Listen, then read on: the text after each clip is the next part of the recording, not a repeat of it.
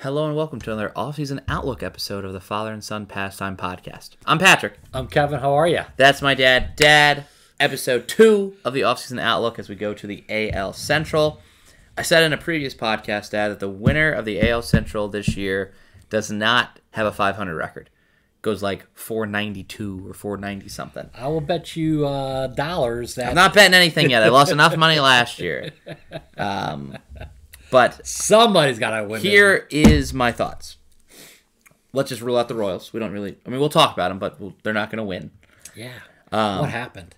The Tigers, I think, are a couple years away. There's some hope there. There's some promise there. The Guardians seem intent on losing because they're trying to shop Shane Bieber. The White Sox are a disaster. I don't know what's happening there. It doesn't look like they're trying to compete with a lot of these one-year signings of like DeYoung and like getting Nicky Lopez and trading away some people. They want a whole new clubhouse. The Twins seem to be the best. However, as I told you in a previous episode, there's a huge money implication with the media rights and who's basically streaming on TV their games as their, I think it was called like the Bally Sports, something like that, the Bally Sports Network. I think they are bankrupt and are not able to stream as many or to stream all like at any games at all of the Twins. A huge revenue source. So that needs to be figured out in the offseason. We'll still do this division like any other by looking at their losses and then the needs.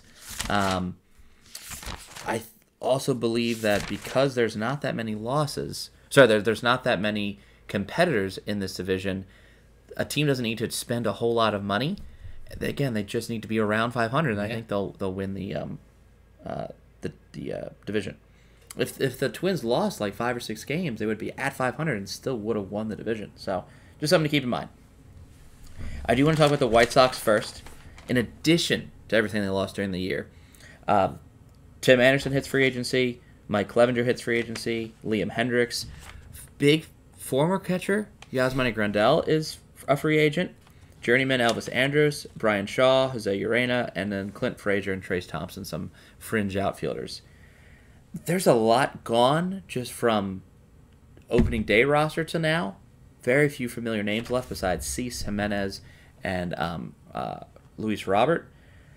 There's already in trade rumors. Dad, what are the needs? What's happening? They're thinking about moving the stadium. That's a positive one. I don't know. They ended up, Patrick, 61-101. No one at the beginning of the year would have said that the White Sox were going to lose over 100 games. They just fell apart. The clubhouse is in disarray. Rumors at midseason that guys were even trying. They show up at game time. They won't go through BP, fielding practice. I mean, it was a ship without a captain, literally. In that division, it's hard to lose 101 games. It definitely was. But again, I don't know where it's going to go. I think the new GM just wants to fill with reliable ball players that try on the field. I can see a lot of people moving out of Chicago. They may retain less than 5 players from last year's team. I think, again, they're destined for 90 losses. It's going to be a while. Completely agree. If they suddenly want to be competitive, they're going to have to spend like $200 million, and I just don't think it's going to happen. But no fan base. Reinsdorf never has given out a large contract outside Benintendi, which was the largest contract in White Sox history. It was 5 years, $75 million. Do the math, that's not a lot. He's never going to be at the top of the market for any big names. I mean, why would you go to the White Sox if you were a star player? Well, if they would pay you more, but they don't. I mean, you go to look at Chris Bryant, Dad. He went to places where they paid him the most, so it's not about the ballpark always. It's about getting a payday. Patrick Corbin went to the Nationals before they were like quote unquote good. Yeah. And because he took a large payday from the Diamondbacks. Sometimes you just go to the largest salary. There's too many needs to count. I just wrote they'll be on the cheaper side. They're going to be short term because they do have holes to fill. I don't, at least by opening day, have them trading any of Cease, Robert, or Jimenez. Do you have them trading any of those three pieces? Jimenez is gone. It's just You know why? before opening day. Yes. Wow. He's one of the guys that never showed up. I think they're going to get rid of all the guys that, weren't team guys, didn't show up. He didn't listen to anybody. He showed up. He goes, here I am. No BP, no nothing, no stretch. And I think that's one of the reasons why he's injured so much, because he never even took part of the stretching routine. I think he's gone into somebody who will be a DH. But a lot of people need a DH now. Right. I think he might be He might be gone next month. Wow. Yeah, for not much. Rangers look to be needing a DH. I'm just thinking of a crazy offense that's already potent. Put Jimenez there. Or Miami. Yeah, if they don't resign Soler. Yeah. So there's just a lot of issues. I think the new GM, I don't know why they didn't just get rid of their manager, but their new GM's got a lot. That was puzzling. Again, I don't like Jerry Reinsdorf. It's the same guy that, completely rebuilt a team after 6 NBA championships. Rather than trying, he just said, let's rebuild. So I feel like that's his attitude now. To just rebuild the White Sox and figure it out. But trouble in Chicago. So talk about Southside. trouble. Yeah, trouble in. Not trouble. Moving on to Minnesota. Again, quantity and quality, in my opinion, they lost the most, at least after free agency. Obviously, the White Sox lost throughout the year.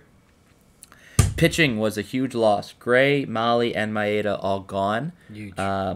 Joey Gallo, Michael Taylor, they were like those pickups that played pretty okay. Midseason acquisition of Dallas Keuchel, just to try to fill some innings. Emilio Pagan from the bullpen, and then some other fringe, either fourth outfielders or relievers. Donovan Solano, Luplow, Kyle Garlick, and Dylan Floro. The biggest need is money, Dad, but tell me what else they might be needing. If they had money, maybe. Sounds like starting pitching is a huge void right now. They look like they need 3 starting pitchers. I think they lack power this year. And again, some of that is I think they lost over the years. But before they had all these guys hitting a lot of home runs. A lot of those guys have changed teams and everything.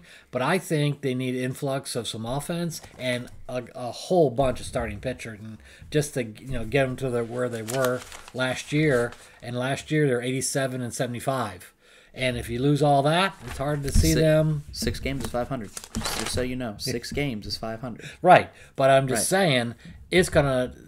Can they even get close to 87 wins next year? You lose 6. If you lose, how about this? We'll make them one below.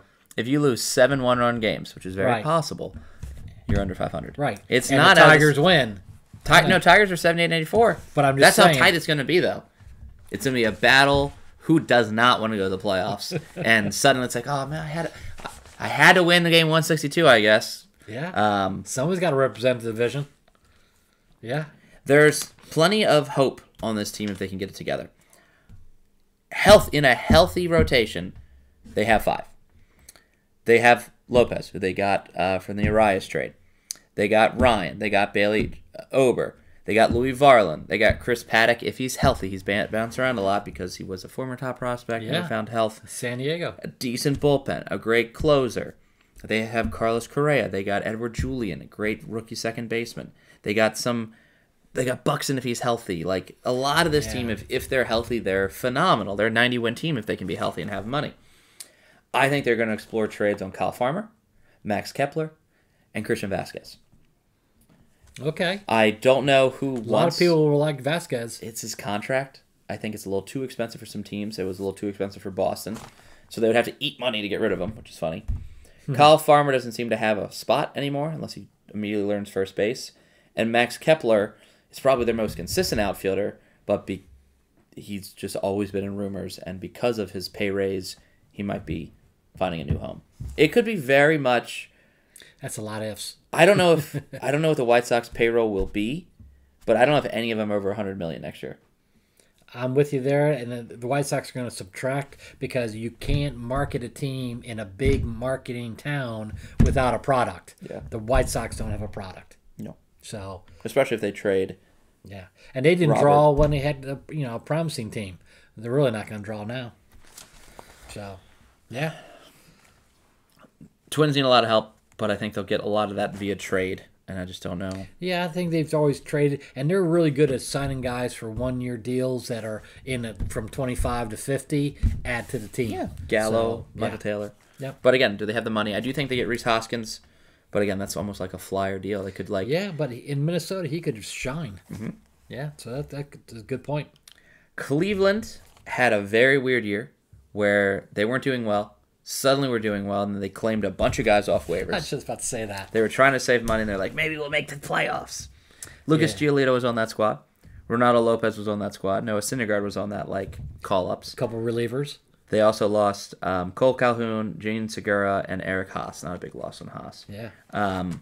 My notes on here, Dad, would be Bieber, but what else might they need or trade? I have offense and pitching. Oh, great. Patrick, in years past, they've been a really good defensive team, very good defensive outfielders, but nobody hits and no one has power. And all of a sudden, they just don't get the runs they need. They lose a lot of 5-4 games, 4-3 games, and all that stuff. They still have a great farm system and all that stuff, but I can't see them going to the next step and being division winners again until a couple years, and then just change managers. I think another team that's in a state of flux that could, be 500 below or a couple games above, but that's the window I see. So I really don't see them making a huge move unless you want to spend some money, and they've never spent a whole lot of money in the past. They almost remind me of the Athletics, because outside having Jose Ramirez in a long-term contract, you could take everyone on this team and put them in Oakland, and it kind of makes sense. Like Miles Straw, a strong defensive center fielder. Oh, well, that makes sense in Oakland because no one's going to pay him because he has no bat. And there's going to be a lot of balls hit the outfield. Trading your starters before they are either at the extension time or they're at their deadline because, hey, we trade them now, we maximize their value. That's an Oakland Athletics statement. So they have one of the best closers in baseball. Dennis Eckersley was one of the best closers in baseball. I just think there's a lot of parallels between these two teams. Different years. Yeah. They'll still win some games because they're a good team. It's not clicking like it did in 2022. Yeah. I think they thought that it was going to be. I think Shane Bieber is traded to who I didn't do the biggest work. Like I said, my focus was Boston and Baltimore lineup. Cleveland never really wants the best players back. They seem to always accept middling guys.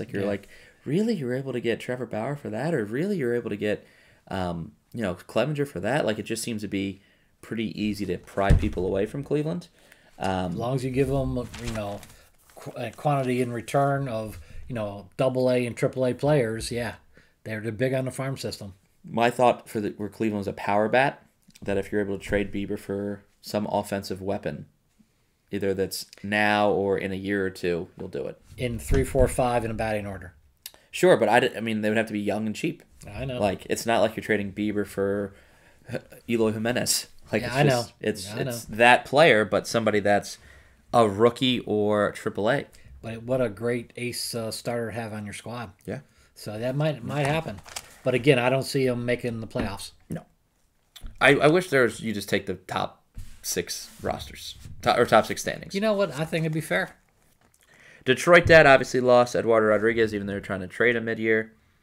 Biggest loss, though, is Miguel Cabrera with retirement. Hall of Famer. Easy first ballot. They also non-tendered Spencer Turnbull and Austin Meadows, and they lost Matthew Boyd, Tyler Alexander, and Jose Cisneros. So a lot of pitching losses.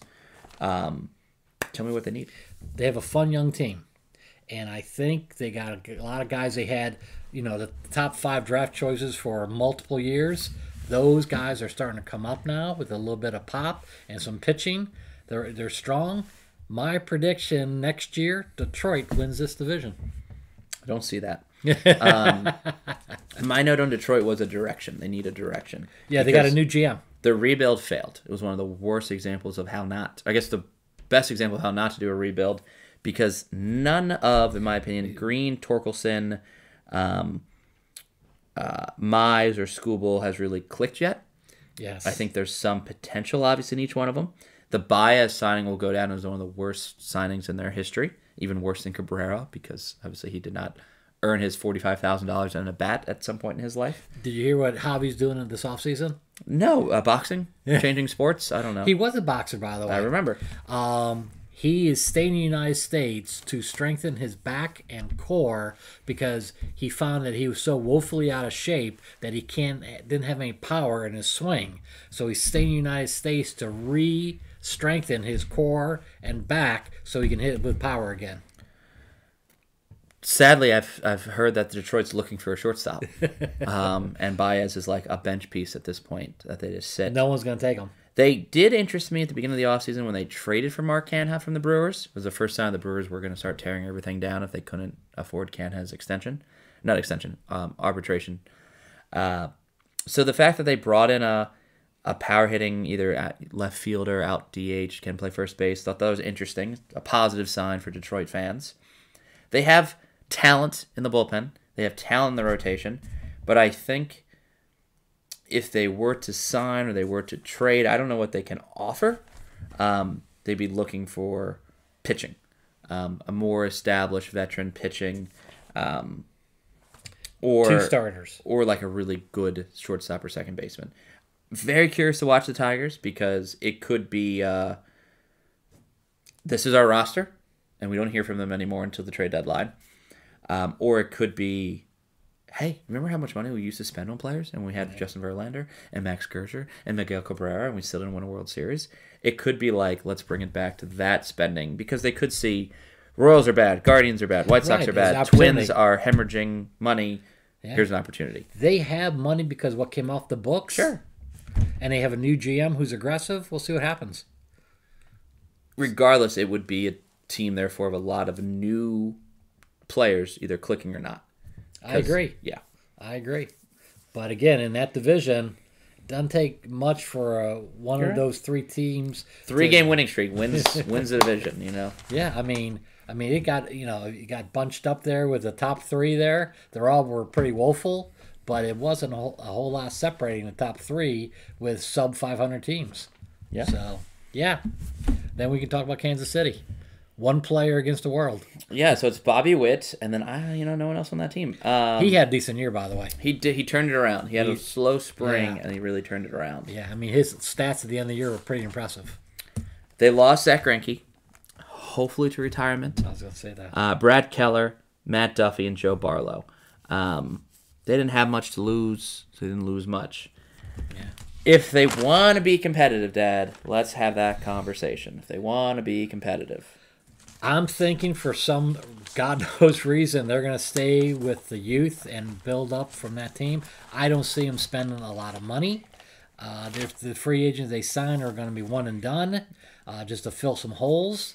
They had thoughts last offseason of being like a third-place finisher. Yeah. They went on to only win 56 games, and think about second worst team in baseball. Think about them without Bobby Witt. Yeah. Who you watching? Yeah, so I think they're a bottom feeder for a while. I don't see them moving up even in that division. They need so much help. I think they're going to wait it out and see the farm system builds it up and try to get a 500 team in 2 or 3 years. I don't see them changing much in the offseason. They need a lot to click. They had a lot of injuries as well on this team. They did bring in a nice game, Cole Reagans from the Aroldis Chapman trade, who's already in their starting rotation. So they arguably do trade well. I had them bringing in one starter for a 1-year contract, like you were saying, just to possibly flip, get better, and that was Tyler Mahle. Bringing in Kyle Wright shows that they have some promise for the future. They're willing to pay this guy his 2024 salary because they think he's that good for 2025. I think it's Bubik or Bubik. He'll be back in 2025 as well. So I wouldn't be surprised if this is another team that signs Brandon Woodruff and has like his 2025 stud rotation. But then they need the rest of the team. You're right. The Royals will not win in 2024. But I don't know who does in the Central, Dad, because you could argue any team is 2 or 3 moves away from completely rebuilding or 2 or 3 moves away from being the favorite. I'm with you 100%. Because if you told me the White Sox added Eduardo Rodriguez, let me think, Teoscar Hernandez, and one of the Japanese pitchers. I'm like, shit, the White Sox are looking good. They just gained 10 games, maybe 15. Right. And if you told me the Twins traded Jorge Polanco, Max Kepler, and Christian Vasquez, I'm like, 75-win Twins. Yeah. And it's just 3 moves can make or break. That's just so interesting to me that 3 moves, signings, trades, whatever, can make you worst to first. That tells you that's a team that's in flux. When you're that on a teeter-totter of being good or bad, depending on 3 players, that tells me that they need to build depth in the worst way. In the old days, Guardians were one of those teams that used to build depth, but not this year. This is always the argument that you take any AL East team, you put them in the Central, and they win the Central. Yeah. And I fully believe that. Yeah. What they get for Sean might determine... Shane, I'm sorry. Might determine, how far they go. But they get 3 very good young players. You never know, especially offensive-minded. This Tristan McKenzie guy never clicked. He keeps getting injured. Yeah, I know. Yep. They call him Sticks. It's a shame that it's that bad a division in Major League Baseball. We can both agree that an AL Central team will not win the World Series in 2024. Might be voted out.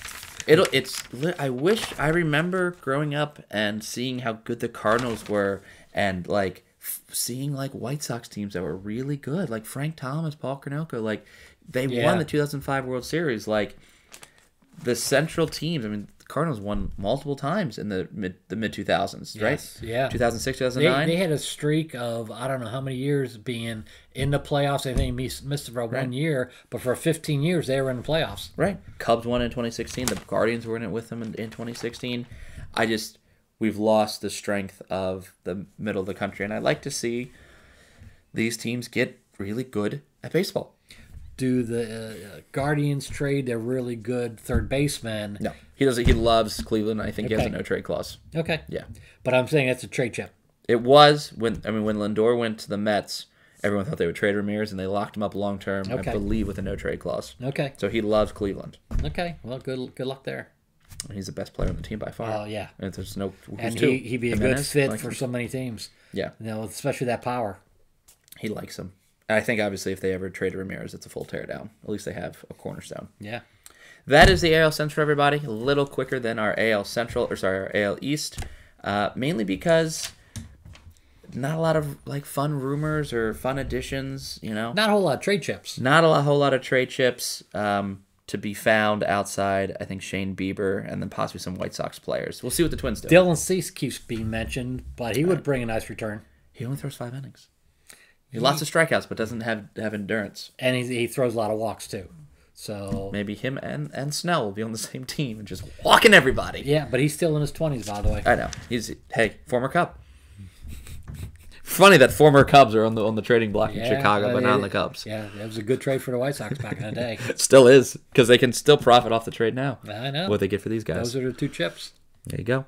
We're moving on to the AL West. Again, please like and subscribe to our channel. And then see the description for all of our social media links. Thanks.